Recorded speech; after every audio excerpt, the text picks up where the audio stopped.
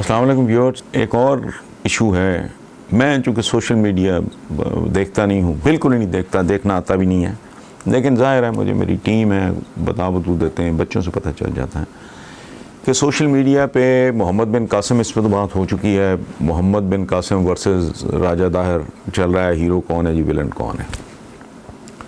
दूसरी तरफ एक को सीरियल टर्क्स का चल रहा है, तुर्की ज़बान का, तगरल गाजी, उस बेचारे तगरल को फुटबॉल बनाया हुआ है। सिंध से एक बीबी बोली है, नफीसा शाह मेरा ख्याल उनका नाम है, कि लोकल हीरोज़ को अहमियत दी जानी चाहिए, उन पे सीरियल्स बनने चाहिए। अच्छा, भुट्टो पे बना लेते हैं भाई, बेनज़ीर पे बना लेते हैं, उसमें सरे महल वगैरह शूट करेंगे, वो एक नेकलेस होता था वो शूट करेंगे। बिलावल साहब पे बना लेते हैं, आसफ जरदारी साहब पे बना सकते हैं। तो मुझे बात समझ नहीं आ रही कि बेशुमार लोग जो इन्वॉल्व हैं इस बहस में, हर्ज कोई नहीं है, लेकिन एक बात याद रखें कि जब हम लफ्ज़ इस्तेमाल करते हैं ड्रामा, तो इसका मतलब है मुबालगा और हद दर्जे का मुबालगा। इसका दूसरा मतलब ये है कि आप ड्रामे की ज़रूरतों को पूरा करने के लिए हक़ाइक़ को मस्क भी कर सकते हैं, उनको तब्दील भी कर सकते हैं, उनके साथ टेम्परिंग भी कर सकते हैं। अच्छा, चूँकि ये ड्रामा है। एक और बात, ये प्राइम मिनिस्टर ने पता नहीं क्या सोच के ये कह दिया कि ये पीटीवी पे चले। अच्छी बात है, एंटरटेनमेंट है, बुनियादी बात है, याद रखें, all this is entertainment and a commercial activity. अब मैं इसकी औकात बताता हूँ आपको, इसके नताइज बताता हूँ आपको। फिल्म बनी थी उमर मुख्तार, क्या फ्रीडम फाइटर था, उससे हमारे रवैये बदल गए, मुसलमानों में यकजहती आ गई, वो फोकस्ड हो गए, कुछ भी नहीं हुआ। अच्छा, एक फिल्म आई थी द मैसेज, बड़ी इंस्पायरिंग फिल्म थी, हम कितना इंस्पायर हुए, एंजॉय किया, माजी परस्ती में, नॉस्टैल्जिया में चले गए और माजी के ऊपर जो फ़ख्र करने की दास्तान है वो दोहराने लगे। अच्छा, पाकिस्तान में टीपू सुल्तान से लेके शाहीन और शाहीन से लेके हैदर अली तक, मैं उमर मुख्तार की बात कर चुका हूँ, कमाल की मूवीज़ और ड्रामे बने। नतीजा ये को मोटिवेशनल, ये कुछ नहीं है, एंटरटेनमेंट है। बतौर एंटरटेनमेंट अगर आप कर रहे हैं तो बहुत अच्छी बात है, वो आप क्रिकेट का मैच भी देखते हैं, ये वैसी बात है। नतीजा खेज़ कभी इसमें से कुछ नहीं रहा। अगली सुन लें। मूवीज़ बड़ी ज़बरदस्त बनी हैं, सलाहुद्दीन यूबी जैसे हीरो पे, अमीर तैमूर पे बहुत कमाल की मूवीज़ बनी हैं। नतीजा, मैं बच्चा था, I was a school going kid, एक फिल्म आई नूरे इस्लाम, दर्पण साहब उसके हीरो थे, सवर्ण लता जो ओरिजिनली एक सिख थी, फिर उन्होंने मुसलमान हो के हमारे एक फिल्म के ही बहुत प्रोमिनेंट हीरो भी थे, डायरेक्टर भी थे, प्रोड्यूसर भी थे, नज़ीर साहब, उनसे शादी के लिए वो हीरोइन थी। उसकी नात आज तक हॉन्ट करती है नूरे इस्लाम की। वो कहानी बेसुरी नसीम एजाजी टाइप थी, लेकिन बहरहाल नात बहुत खूबसूरत थी, आज तक मेरी फेवरेट तरीन नातों में से एक है, और उसको कंपोज भी बड़े खूबसूरत तरीके से किया गया। वो थी शाह मदीना, यसरब के वाली, सारे नबी तेरे दर के सवाली। अच्छा, फिल्म का नाम नूर इस्लाम। आपको पता है, एक हिंदू, ये मैं कोई अल्लाह माफ़ करे, मैं कोई इहानत से या कोई इस तरह की बात नहीं कर रहा, प्रोड्यूसर कौन थे, एक बहुत बड़े डिस्ट्रीब्यूटर जो बेसिकली हिंदू थे, नाम लेना ज़रूरी नहीं है।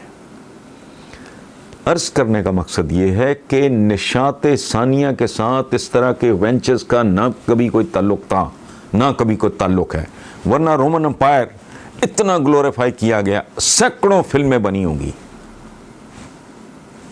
रोम के अरूज ज़वाल पे, बड़ा बड़ा उनको ग्लैमराइज किया गया और सही किया गया।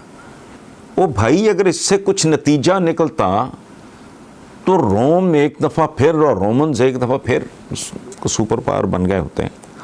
लेकिन तारीख़ हमें बताती है कि जिथे गईयां बेड़ियां उत्थे गए मल्लाह।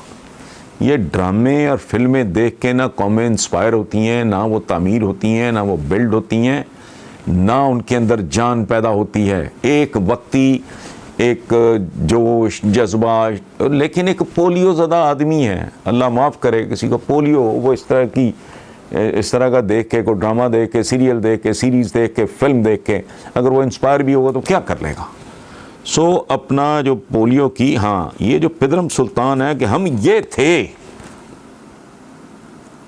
इससे सुल्तानी नहीं मिलती। पिदरम सुल्तान बुद्धि से सुल्तानी नहीं, सिर्फ हैरानी मिलती है या कर्जे मिलते हैं। अच्छा, तो बाकी ये जो कॉन्सेप्ट है कि जी हीरो है या विलन है, तो मैंने पहले भी अर्ज़ किया था कि अल्लाह पाक के वो इब्लीस को छूट दी ना, उसकी रस्सी ज़रा दराज की हुई है, उसके अपने हीरोज़ और विलन्स हैं, अपने अल्लाह के दरबार में अपने विलन्स और अपने हीरोज़ होंगे। और ये मेरा ख्याल है 10, 12, 14, 15 साल पहले की बात होगी, पाकिस्तान का एक वज़ीर आज़म बांग्लादेश गया और पाकिस्तान के अखबारों में ये ख़बर छपी कि उसने बांग्लादेश के मुजाहिदीन आज़ादी और आज़ादी हासिल करने वाले शोहदा की कब्रों पे फूलों की चादर चढ़ाई। किसी का विलन किसी का हीरो होता है।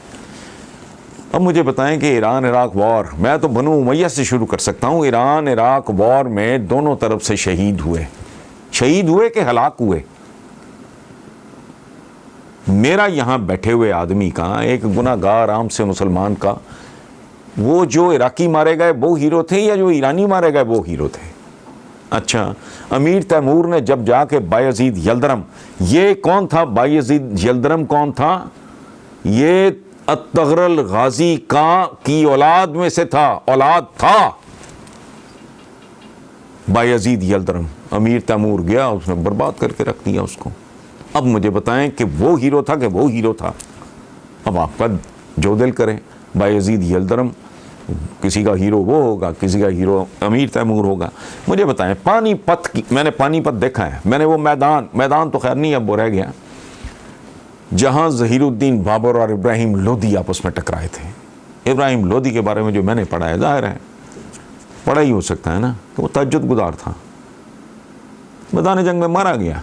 इधर भी मुसलमान था, उधर भी मुसलमान, एक नहीं, दो नहीं, हजार नहीं, बनु उमैया से लेके बनु अब्बास तक कॉन्वर्ट्स देखते जाएं आप, मुग़लों के अंदर देख लें। ये ऑटोमन एम्पायर, ये अत्तगरल गाजी के साहबजादे थे उस्मान, जहाँ जिसकी वजह से सल्तनत उस्मानिया कहते हैं। ऑनवर्ड्स थ्रू आउट तारीख क्या है?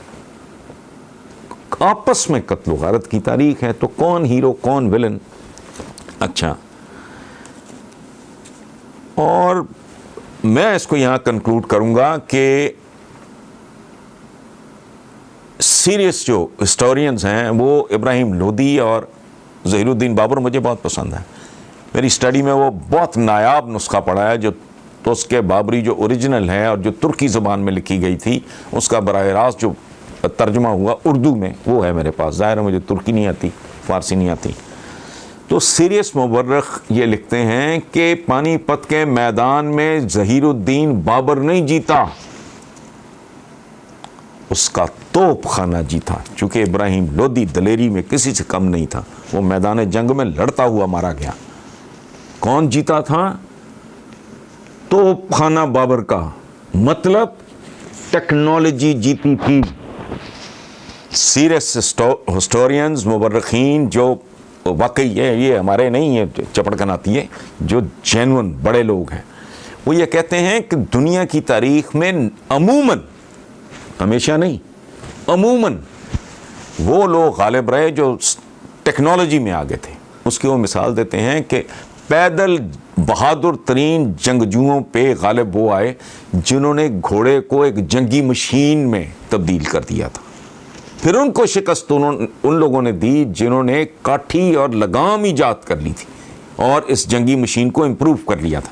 सो मतलब ये है, गुजारिश इतनी है कि ये फिल्मों ड्रामों नावलों की हेरोइन पीने या फ्यून चाटने की बजाय हाजिर सर्विस हीरो पैदा किए जाएं। और हाजिर सर्विस हीरो कोई जंगजू नहीं हो सकता सवाए साइंटिस्ट और टेक्नोलॉजिस्ट के। साइंस और टेक्नोलॉजी में अगर आप इन मैदानों में हीरोज़ पैदा करते हैं तो आपका मुस्तकबिल बाइज्जत, बावकार और महफूज हो सकता है। वरना, और एक आखिरी बात, हमारे हुजूर ने शायद इन्हीं वक्तों के लिए, शायद इन्हीं दिनों के लिए सदियों पहले हमें तैयार कर दिया था, हमें वार्न कर दिया था कि इल्म मोमिन की खोई हुई मीरास है। और साइंस और टेक्नोलॉजी ये बहुत सुपीरियर उलूम हैं जो आज की दुनिया में इंसानों की तकदीरों के फैसले कर रहे हैं।